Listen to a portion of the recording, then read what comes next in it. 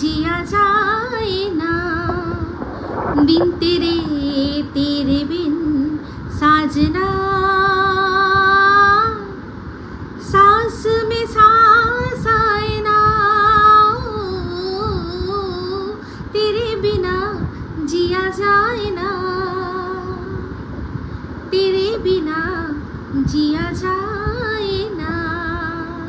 Welcome to top झाल मिष्टी with Ipsita. আমি ইপসিতা, এখানে নো গালাগালি নো কিস্তি ওনলি মস্তি। তো আজকে ভিডিওর শুরুতে ইন্ট্রোডাকশনে যে গানটা গাইলাম, এই গানটা কদিন আগে আমাদের অমাবস্যা দেবী তার অশুভ শক্তির জন্য খুব গাইছিল, তেরে বিনা জিয়া যায় না।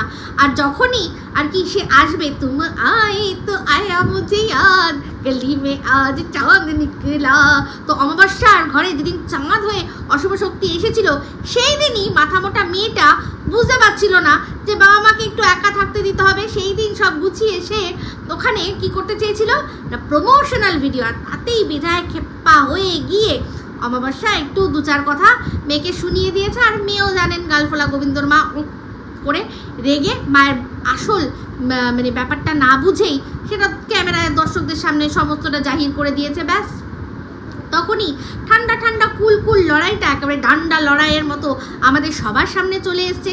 তো যাই হোক, সেটা নিয়ে সবাই বলছিল, কিন্তু যখনই একটা ঘোড়া হি করেছে, মানে ঘোড়া যখন নিজের গাধীপনা দেখিয়েছে, তখনই অমাবস্যা সেটা নিতে পারেনি। সেই জন্য একদম মেয়েকে বসিয়ে সুন্দর করে সমস্তটা ক্লিয়ার করে দিয়েছে, সেগুলো আপনাদের বলে দিয়েছি। তো যাই হোক, এখন এই ঘোড়া বলছে যে এই টিনের সাথে ওর যে কি সম্পর্ক আছে সেটা নাকি সব আর কি রাজ থাক, সব কিছু ও বলবে না, সমস্ত ও ভিডিওর মধ্যে থেকে ভিডিওর বাইরে থেকে অন্যের বিষয়েও তাকাঝাকি করার চেষ্টা করবে। মানে সন্দীপ সীমা তাদের মধ্যে কি সম্পর্ক, ওখানে একটা রুম যেহেতু দেখানো হয়েছে ঘুরতে গিয়ে, সেখানে আরেকটা যে রুম আলাদা না হয়েছে সেটা দেখেও না দেখা করে ওই একটা রুমের মধ্যে ওদেরকে জোর করে শুইয়ে দিয়ে লাইট অফ করে একে অপরের ঘাড়ে চাপিয়ে দিয়ে দিতেও 2 মিনিট চিন্তা করেনি, সেগুলো ক্ষেত্রেও সমস্তটা মুখ মানে একেবারে বলে দিয়েছে। কিন্তু ওর সঙ্গে এই টিনের যে সম্পর্ক সেগুলো নাকি বলা যাবে না, সেটা গোপন গোপন থাকবে, সব গোপন গোপন। তো যাই হোক, গোপন না, এখন পুরো ওপেন হয়ে গেছে ব্যাপারটা। টিন এই ঘোড়াকে আবার অ্যাপয়েন্ট করেছে কিসের জন্য, সেটা অবশ্যই আজকে আপনাদের সাথে ভিডিওর মধ্যে বলবো। তো সবার আগে বলি, এখন ভিডিও টিনের দেখলাম ভিডিও, যেটা লেহেঙ্গার একটা প্রমোশনাল ভিডিও। তো যাই হোক, এটা তো আমরা অনেক দিন আগেই দেখেছিলাম, যেরকম লেহেঙ্গা একটা পরেও ফটো দিয়েছিল। তো সেটা ওই যে ছেলেটি আছে, যে ছেলেটি এখানকারই ছেলে, ওখানে মনে হয় কাজ করে, সাগার নাম যে ছেলেটা, এই সমস্ত জায়গায় যোগাযোগগুলো ওকে করিয়ে দিচ্ছে। সেটা বুঝতেই পারছি, ইনস্টাগ্রামে একে অপরকে ফলো করছে, সেখান থেকে আমিও দেখেছি ছেলেটি এই ধরনের কাজকর্মই করে। তো সেই ওকে বিভিন্ন জায়গায় আর কি প্রমোশনের জন্য সুযোগ করে দিচ্ছে, তারও অবশ্যই সেখান থেকে লাভ রয়েছে। কাজ ভাই, অবশ্যই কাজ, মুখ দেখে এখানে কিছু হয় না। আর ওই যে ছেলে, সে এর মুখ দেখে অন্তত ওকে বিনা স্বার্থে কাজ করে দেবে না। তো সবারই হচ্ছে গিভ অ্যান্ড টেক পলিসি।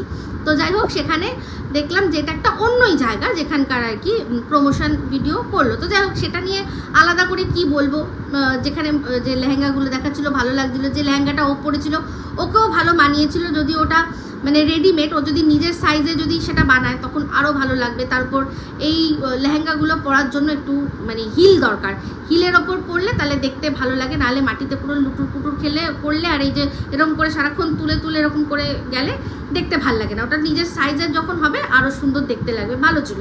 তো যাই হোক, ওটা দেখলাম। তো টিন আজকে ভিডিও দেয়নি, তার কারণ কি সেটা তো আমরা সবাই বুঝতে পারছি, যে ও যেটা দেখিয়েই দিয়েছে যে ও একটা ফ্ল্যাট নিয়েছে। তো সেই ফ্ল্যাটটাই ও এখন গুছাচ্ছে, আর সেটা গোছানোর জন্য ও এত ব্যস্ত যে ও আজকে ভিডিও দেয়নি। পুরনো স্টকে যে ভিডিও রয়েছে সেইটাই আর কি ও দিয়ে দিয়েছে। তো যাই হোক, আমার মনে হচ্ছে ও এখানে হয়তো যেই জায়গাটাও দেখালো, হয়তো ওখানে ও কম দামে লেহেঙ্গা কিনতেই এসছিল, আমার যতদূর মনে হচ্ছে। ওটা কোনো ওর প্রমোশনাল ভিডিও ছিল বলে আমার মনে হয় না। ও মানে অতটাও ভালো করে দেখালো না, জাস্ট একটা ফোন নাম্বার দিল। তো আমার মনে হলো ফোন নাম্বারটা হয়তো ওই সাগার বলে যে ছেলেটি, তারই হয়তো হবে।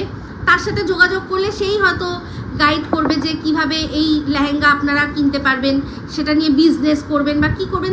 যা হোক, এই ছেলেটির আমি ইনস্টাগ্রাম চেক করেছি, সেখানেও দেখেছি ও অনেক এরকম ধরনের দোকানে যায়, সেখানে গিয়েও ভিডিও করে, কোনোটা চাদর, কোনোটা জামা, আড়শো দেখিয়েছিল ভিডিওর মধ্যে, আড়শো দেখিয়েছিল। আর আমি টিনকে যেহেতু আমি ইনস্টাগ্রামে ফলো করি, তো ওর একটা ফলোয়ার বাড়লেই আমাকে তো আমি দেখি, চলে আসে, তো সেখানে দেখেছিলাম। তো যাই হোক, যেটা বলছিলাম যে টিন আজকে ভিডিও দেয়নি। তো একটা কথা আপনাদের অনেক দিন আগে আমরা দেখেছিলাম, সেই জিনিসটা আজকে একটু মনে করিয়ে দেবো। আচ্ছা, এই যে টিন যে ফ্ল্যাটটা নিল, সেই ফ্ল্যাটটা ও কোনো না কোনো একদিন গেছে, গিয়ে সেটা দেখে চুজ করেছে। জবের থেকে ওই ফ্ল্যাটটা ও ছেড়ে দেবে বলে ঠিক করেছিল, তারপর একটা ফ্ল্যাট দেখে একটাই পছন্দ হয়ে গেছে, সেটাই নিয়েছে। এটা কি হতে পারে? দেখুন, না হওয়ার কোনো বিষয় নয়, মানে ইম্পসিবল নয়, কারণ হতেই পারে যে ওর হয়তো দেখে একবার দেখে পছন্দ হয়ে গেছে। তো একটা কথা চিন্তা করছি যে একদিন না একদিন তো গেছিল, কিন্তু সেক্ষেত্রে ও ফ্ল্যাট যে পছন্দ করতে গেছে সেটাও দেখায়নি, যেমন কিনা আগেরটাও কিন্তু দেখায়নি। তো ওর এই ফ্ল্যাটটা কোথায়, কোন জায়গায়, তার যদি পোস্টাল অ্যাড্রেসও আমার কাছে থাকে, তাও সেটা আমি আপনাদের সাথে শেয়ার করব না। আগের বারেরটা কেন করেছিলাম? কারণ আগের বারেরটা ছিল পাবলিক ছিল, ওই ফ্ল্যাটটার সম্পর্কে যে অ্যাডটা, সেটা আর কি একটা পাবলিক ডোমেনের মধ্যে রয়েছে। ফেসবুকের মতো একটা জায়গা, সেখানকার মার্কেট প্লেস, সেখানকার হচ্ছে গিয়ে যে একটা গ্রুপ, যেটা কিনা পাবলিক গ্রুপ, সবাই দেখতে পায়, সেইখানে ছিল, সেখান থেকে নিয়ে তাই জন্য দিয়েছি। কিন্তু এইটা এখনও সেরকম ধরনের কোনো অ্যাড বা কোনো রকম কিছু চোখে পড়েনি। তো সেই জন্য যদি জানিও যে ওর বাড়িটা এটা ঠিক কোন জায়গায়, তাও কিন্তু অ্যাটলিস্ট আমি বলবো না, আমার কাছ থেকে এটা আপনারা আশা করবেন না। ও যদি নিজের থেকে বলে তো ভালো, বাদবাকি আইডিয়া তো আপনারা সবাই করে নিয়েছেন। আর যে আইডিয়াটা করেছেন, যেটা আরশ বলেছে, সেটা কিন্তু একদম ঠিক।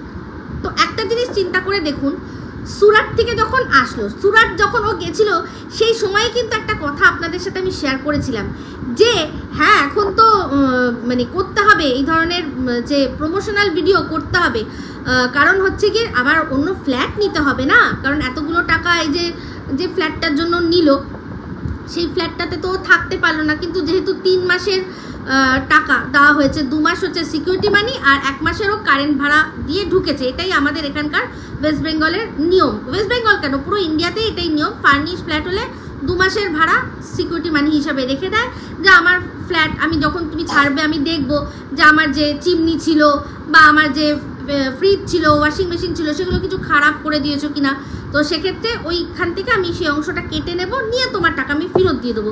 তো এক্ষেত্রে টিনের ক্ষেত্রে যেহেতু জানেন যে এইসব ধরনের ঝামেলার, টিন প্রথমেই কিন্তু ঠিক করেছিল ফ্ল্যাটটা ছেড়ে দেবে, শুধুমাত্র এই যে বাড়িওয়ালা আছে, সে তার টাকাটা ফেরত দেবে না। কারণ সেটা আমি আগেও আপনাদের সাথে শেয়ার করেছি যে বাড়িওয়ালার জায়গা একদম ঠিক আছে, কারণ যেই মর্মে চুক্তি করেছে সেই মর্মে থাকতে বাড়িওয়ালা ওকে বারণ করেনি।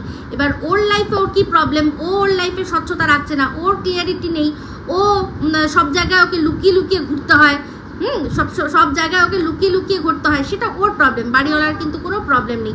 তো যাই হোক, আগের দিনই দেখলেন কিরকমভাবে বললো যে যা হয়, প্রথম যেটা হয় ভুল হয়, তারপরেরটা ঠিক হয়, মানে এর সব কিছুই আর কি সেকেন্ড আর কি বলছে ভালো। তো যাই হোক, সেকেন্ড যদি মানে ভালোই হবে, আগের বারেরটা সবার আশীর্বাদ নিয়ে হয়েছিল।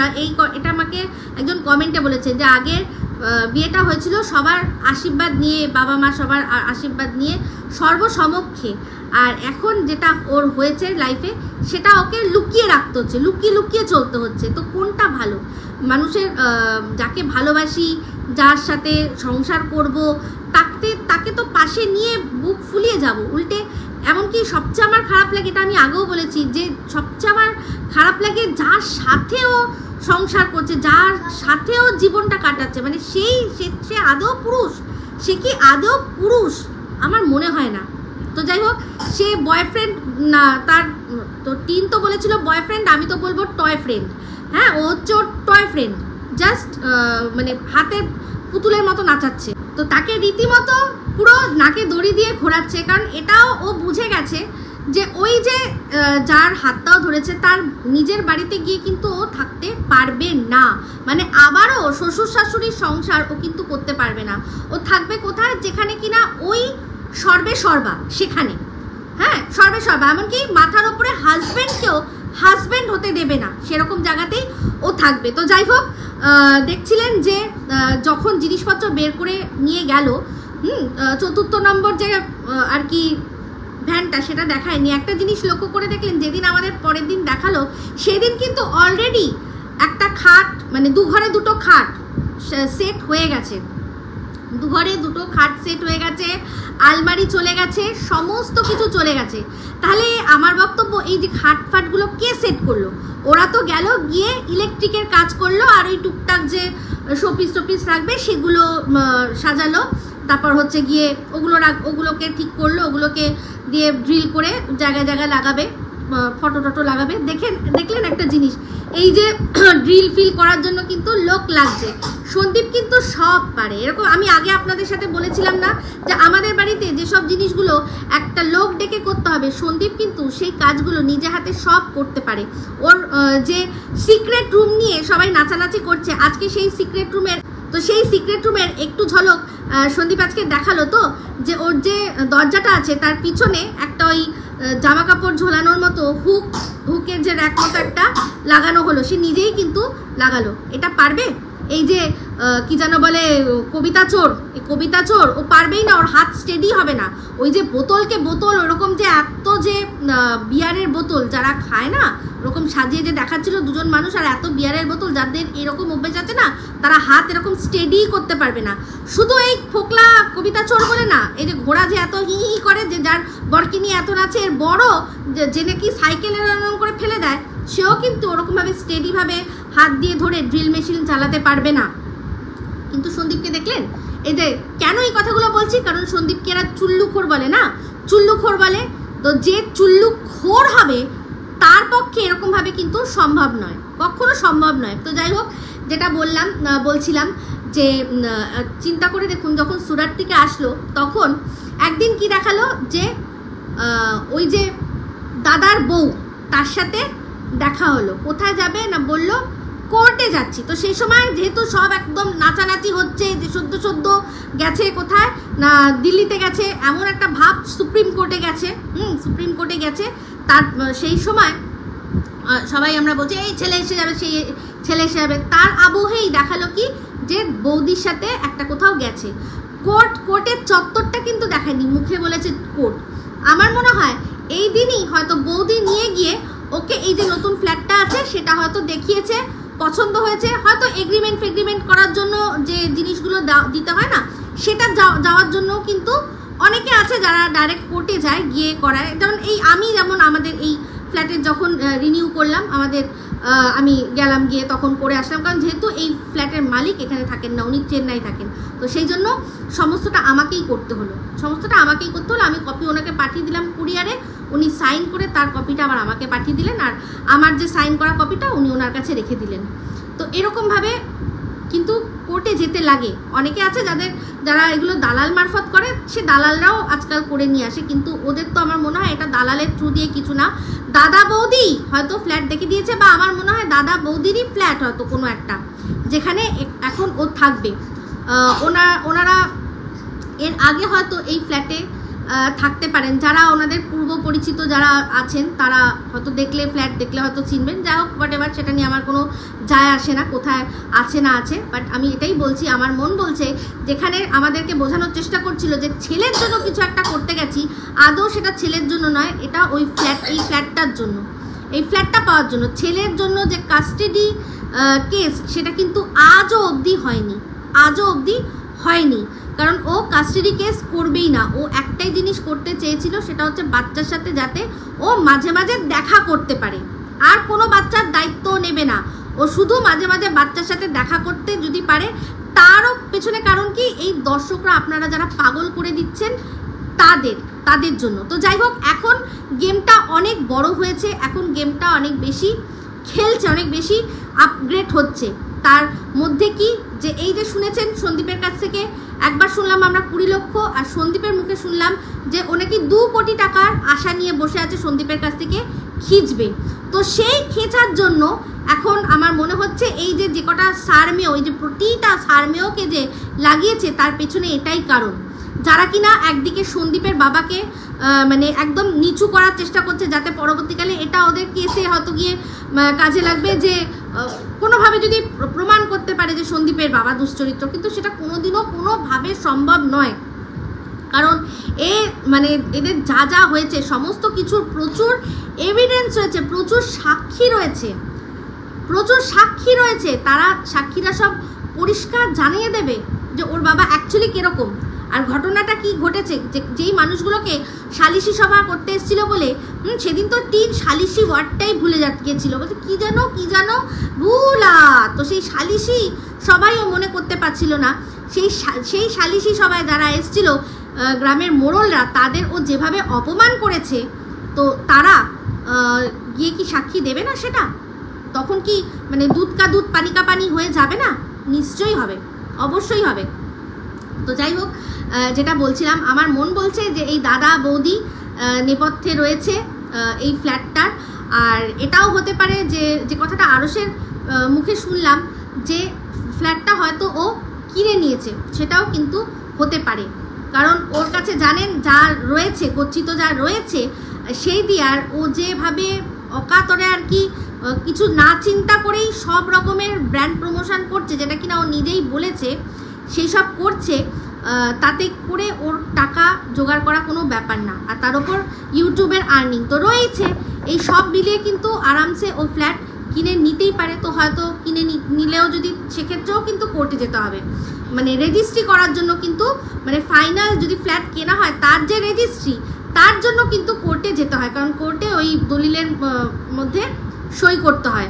তো হতে পারে এই বৌদি হয়তো এই ফ্ল্যাটের মালকিন, তার কাছ থেকে টিন ফ্ল্যাটটা কিনেছে, সেটাও কিন্তু উড়িয়ে দেওয়ার মানে একেবারেই উড়িয়ে দেওয়া যায় না। নাহলে দাদা নেই, হঠাৎ বৌদি কি করতে আসলো? ওদের হয়তো উকিল থাকবে, বলবে তোমরা যে কিনবে আর যে বিক্রি করবে তোমরা দুজন চলে আসবে, শুধু সই সাবুতের ব্যাপার। টাকা পয়সা তো আর কোর্টের চত্বরের মধ্যে লেনদেন হয় না অলওয়েজ, সবসময় সেটার জন্য হয় ডিমান্ড ড্রাফটে দেয়, আর না হলে যদি ক্যাশে দিয়ে থাকে তো ক্যাশে দেবে, হয়তো হাফ দিয়েছে, হাফ আবার কিস্তিতে দিয়ে দেবে, এরকমও হতে পারে। নানান রকম কিন্তু নানান জিনিস হতে পারে। এই যে বৌদির সাথে গেছিল, সে কিন্তু বাচ্চা পাইয়ে দেওয়ার জন্য আমার মনে হচ্ছে না গেছে। আমার মন বলছে বৌদির সাথে ওই দিন ওর কোর্টে যাওয়ার পেছনে এই নেপথ্যে এই ফ্ল্যাটের গল্প আছে। তো যাই হোক, এবার বলি, গেম প্রচুর ঘুরেছে। এখন এই যে সন্দীপের কাছ থেকে টাকা যে নেওয়ার যে ফন্দি ফিকির করছে, আর তার জন্য এই প্রতিটা শারমেয়কে কাজে লাগিয়ে দিয়েছে। তো এই যে ঘোড়া বলছিল না যে ওর সাথে আমার কি সম্পর্ক, সেটা গোপনেই থাক, সেটা গোপন আর রয়নি, ও ওভার এক্সাইটেড হয়ে সীমার কথায় বলে দিয়েছে। তাতে বোঝাই যাচ্ছে ওর ওই কথাটাতে, যেখানে কিনা বলছে যে আগের বছর ও যখন বাচ্চাটাকে দেখেছে, অনেক গিফট পেয়েছে, তখন ও বললো কি যে তখন আমি ভেবেছিলাম যে ও যাতে না পায়, যাতে রাস্তার বাচ্চারা পায়, তাহলে আমি খুব খুশি হব। কিন্তু এখন বলছি যে না, বাচ্চাটাই পাক। কারণ যে জাল বোনা হচ্ছে, সেই জালের মধ্যে এই মাছটাকে আমরা আটকাবো। আর বাচ্চাটা যদি আসে, তাহলে বাচ্চা তো আর এমনি আসবে না, বাচ্চার যা যা জিনিস আছে সমস্ত পাবে, তার মানে সমস্ত টিনের কাছে আসবে। টিন লাগিয়ে দিয়েছে সোনা বাবার সোনা গয়না সব নেওয়ার জন্য। ওর যত মানে গয়নাগাটি আছে, চেন দিয়েছে, চেন পেয়েছে, তারপর হচ্ছে কি আংটি ফাংটি যা পেয়েছে, এই সমস্তটা বাচ্চা সহ নিজের কাছে রাখার জন্য। আর বাচ্চা আসলে মানে বাচ্চার জন্য যে 5 লক্ষ টাকা ডিপোজিট করা হয়েছিল, সেটাও কিন্তু তখন মায়ের কাছে তাহলে চলে আসবে, বলবে যে বাচ্চা যেখানে আছে তাহলে তার কাছে যাক। তো হয়তো এখন গেম ঘুরে যাবে, সেটার জন্যই এই সমস্ত আগের থেকে ব্যবস্থা করা হচ্ছে। তো টিন লজ্জা করে না একটা বছর যে বাচ্চাটার দিকে ঘুরে তাকালে না, সেই বাচ্চার সোনার জিনিস নেওয়ার জন্য এখন দালাল লাগিয়ে দিয়েছো, সেই বাচ্চাটার সোনার জিনিসগুলো নেওয়ার জন্য। তো এ তো জানেন ভালো করে, সব ব্যবস্থা আগের থেকে করে রেখেছে যে ওই যে দাদা আছে তাদের তো স্কুল আছে, কোনোই অসুবিধা নেই। যদি বাচ্চাকে যদি সন্দীপ বলে যে না আমি আমার বাচ্চাকে হোস্টেলে রাখতে দেবো না, ডে বোর্ডিংয়ে দিয়ে দেবে, দিয়ে ও সারাদিন নিজে ফ্রি থাকবে। তো ডে বোর্ডিংয়ে বাচ্চারা যেরকমভাবে থাকা সেরকম থাকবে, ও নিজে ফ্রি থাকবে, বুঝতে পারছেন? তারপর ডে বোর্ডিংয়ে সারাদিন বাচ্চা খেলে টেলে এসে রাত্রে এসে ঘুমিয়ে পড়বে, ও নিজের মতো নিজে ফ্রি। বাচ্চা থাকলো, বাচ্চাকে দেখিয়ে যতক্ষণ আমার ক্যামেরায় নিয়ে বাচ্চাকে নিয়ে যেটুকু কন্টেন্ট করলাম, যাতে বাচ্চা যদি ওর কাছে আসে, তাহলে এমনিতেও বাচ্চাকে দেখতে সবাই যাব আমরা, সবাই যাব। তো সেক্ষেত্রে কি হবে, বাচ্চাকে দিয়ে কন্টেন্ট হবে। তারপর হচ্ছে কি ওর মা বাপিকেও বুঝিয়েছে যে বাচ্চাকে যদি আনতে পারি তাহলে তোমরাও তোমাদের ক্যামেরা একটুখানি বাচ্চাটাকে দেখিয়ে নিও, আমার ওই সব সোনা দানা, তারপর হচ্ছে বাচ্চার এই যে কি বলে এটাকে নামে যে টাকাটা রয়েছে, আর তারপর যদি সন্দীপের কাছ থেকে টাকা ও বাগাতে পারে, সে সমস্ত কিছুর ও মনে হয় চেষ্টা চালাচ্ছে। তো যাই হোক, আপনাদের মধ্যে অনেকেই বলেন যে বাচ্চা সন্দীপের যদি আবার বিয়ে হয় তাহলে আবার সন্দীপের যদি আবার তারপর বাচ্চা হয় তাহলে কি হবে, যদি মা আসে সৎ মা হবে। একটা কথা আপনাদের বলে দিই যে সৎ মায়ের সাথে কিন্তু ঘর করা যায়, কিন্তু সৎ বাবার সাথে সংসার করা যায় না, সৎ বাবার ঘরে থাকা যায় না। সৎ বাবা মানে বিশেষ করে সে মেয়ে সন্তান হোক বা ছেলে সন্তান হোক, মেয়ে সন্তান হলে একরকম ঝামেলা, ছেলে সন্তান হলে আরেক রকম ঝামেলা। আমাদের কিন্তু একসময় যে সময় কুলীন প্রথা মানে প্রচলিত ছিল, একসময় যখন কুলীন প্রথা প্রচলিত ছিল তখন কিন্তু আমাদের হিন্দু ধর্মেও একজন কুলীন অনেকগুলো বিয়ে করতে পারতো।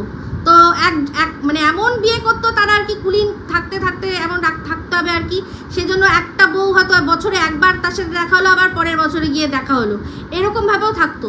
তো সেক্ষেত্রে বলছি আমাদের সাথে কিন্তু মানে সৎ মায়ের কালচারটা কিন্তু আমাদের এই হিন্দু ধর্মে বলুন সেটা কিন্তু আছে, কিন্তু সৎ বাবার সাথে থাকা যায় না। এমনিতেও জানেন, এমনকি পশুকুলেও দেখবেন যে যদি কোনো সময় এরকম হয় যে সিংহদের মধ্যে দেখেছি যে পুরুষ সিংহকে যখনই একটা অন্য পুরুষ মেরে দিল, দিয়ে তার যে সিংহী তাকে দখল করে দিল, সবার আগে ওই পুরুষ সিংহর তরফে যে কটা বাচ্চা আছে সেই সব কটা বাচ্চাকে আগে মেরে দেয়, মানে সেই পুরুষের যে বংশ আছে তাকে নির্বংশ করে, তারপর ছাড়ে। তো দেখুন, এক্সেপশনাল যে নেই আমি তাও বলছি না যে এক্সেপশনাল নেই, কিন্তু একটা কথা জানবেন, যারা কিনা আটকে ওঠেন সৎ মায়ের কথায় তাদের বলবো যে সৎ বাবা কিন্তু আরও বেশি ডেঞ্জারাস, অনেক বেশি ডেঞ্জারাস। আর সবচেয়ে বড় কথা হচ্ছে সোনা বাবার যদি সন্দীপ বিয়ে করে, যদি আরেকটা বউ আসে, তার যদি একটা বাচ্চা আসে, তাহলে কি হবে চিন্তা করে দেখুন। যদি টিনের সাথে ওর সম্পর্ক ভালো থাকতো, যদি সোনা বাবার আরেকটা ভাই বোন হতো, তাহলেও তো পুরো সম্পত্তি দুভাগ হয়ে যেত, হতো না? তো সেটা নিয়ে তো কোনো ব্যাপার না। আমাদের ভাই বোন যদি হয় সেক্ষেত্রে তো আমরা ভাগ তো করবোই আমরা, তাই না? তো সেটা সতের হোক আর অসতের হোক, সেটা নিয়ে কোনো যায় আসে না, কিন্তু যারা আর কি চিন্তা করছেন, অনেক চিন্তা করেন। আমি জানি সন্দীপের এখন এসবের কোনো চিন্তাই নেই যে ও বিয়ে থা, ও একবার যে বিয়ে নামক বস্তুটা থেকে ও যে বেরিয়েছে, ও এখন আদৌ মানে ভালো করে চিন্তা করে দেখবে যে বিয়ে জিনিসটা কি। কারণ ওর সাথে প্রতারণা হয়েছে বিয়েতে, এই টিনের সাথে কিন্তু হয়নি, সেই জন্য ও আবারও কান এরকম করে দিয়ে নতুন বউ সাজার জন্য ও কিন্তু প্রস্তুত হতে পারে, কিন্তু সন্দীপ পারে না। যখনই বলা হয়, ও যেহেতু ছেলেটা খুব লাজুক, ও লজ্জা দিয়ে যেভাবে আর কি বলে ভাই, এমনকি যখন ওই অরিন্দম বলতো, অরিন্দমকেও সুন্দরভাবে উত্তর দিত, কারণ যেহেতু ওর বন্ধুর মতো সম্পর্ক, দাদার মতো সম্পর্ক। কিন্তু বাদবাকি কোনো মহিলারা যখন বলে, ও তখন জিনিসটাকে যেভাবে কাটায় তাতে পুরো বোঝা যায় যে ভাই বিয়ের কথা আর বলো না ভাই, বিয়ে করে যা হলো তা তো বুঝছি, পুরো মানে না মুখে বলেও এটা বুঝিয়ে দেয়। তো সেক্ষেত্রে বলবো এখনও এইসব অনেক দেরি আছে, কিন্তু এই আটকে উঠে মানে সৎ মা মানে আরেকটা বাচ্চা আসবে, আরেকটা ভাগ হবে, সেটা কিন্তু নিজের মায়ের পেটের সন্তানের সাথে, মায়ের পেটের ভাই বোনের সাথেও কিন্তু সম্পত্তি ভাগ করে নিতে হয়, এটা কোনো বড় কথা নয়, তাই তো? তো যাই হোক, পরিষ্কার বুঝতে পারছি প্রতিটা সারমেয়কে লাগিয়ে দিয়েছে। আর এই ঘোড়া বেশ করে টিনের জুতো খেয়েও ও পড়ে রয়েছে, আমি জানি ওকে লাগিয়েছে এই মর্কট, যে তোমাকে কিছু বলতে হবে না, তোমাকে যেটুকু বলছি তুমি দাও। ও এমনিতেও জানেন একসময় ফোকলার থ্রু দিয়ে ওর টিনের কাছে পৌঁছাতো, ও ডাইরেক্ট পৌঁছানোর ওর ক্ষমতা ছিল না, এখন মাঝখানে চলে এসছে কে না এই মর্কটটা এমনভাবেই ওই টিনের কাছে ওকে চালিত করছে, যেটা আর কি যাতে ও পরবর্তীকালে যে জিনিসটা ও মন্দিরের সাথে করেছে যাতে ও না করতে পারে। এমনিতেই টিন ওকে মানে চিনে গেছিল, এখন শুধুমাত্র মর্কটের কথায় হয়তো হ্যাঁতে হ্যাঁ, যদি কথাও বলে হয়তো কনফারেন্সে কথা বলবে, ও একা ওর সাথে মনে হয় কথা বলবে না, পরিষ্কার ওকে সবাই চিনে গেছে যে ঘোড়ামুখীটা কীরকম। আর সবচেয়ে বড় কথা, টিনকেও সবাই চিনে নিয়েছে যে কিনা দালাল লাগিয়ে বাচ্চা মানে এখনো পাবে কি পাবে না, কিন্তু পাওয়ার সাথে সাথে বাচ্চা পেলে বাচ্চার যে সোনাগুলোও ওর চাই সেটাও দালালদের থ্রু দিয়ে সন্দীপদের বুঝিয়ে দিচ্ছে। ছি ছি, টিন এত ছোট, মানে ছোট না, টিন এত ছোট লোক আমি জানতাম না, এতটা ছোট লোক আমি ভাবতে পারিনি। তো যাই হোক, এই ভিডিওটা এই বলে এখানেই এন্ড করছি। যদি ভালো লাগে তাহলে অবশ্যই লাইক শেয়ার কমেন্ট করতে ভুলবেন না। যারা চ্যানেলটা সাবস্ক্রাইব করেননি তারা সাবস্ক্রাইব করে নেবেন। সবাই ভালো থাকবেন, সুস্থ থাকবেন। আবার আসছি খুব শীঘ্র নতুন ভিডিও নিয়ে। Me Ipsita signing off. Love you all.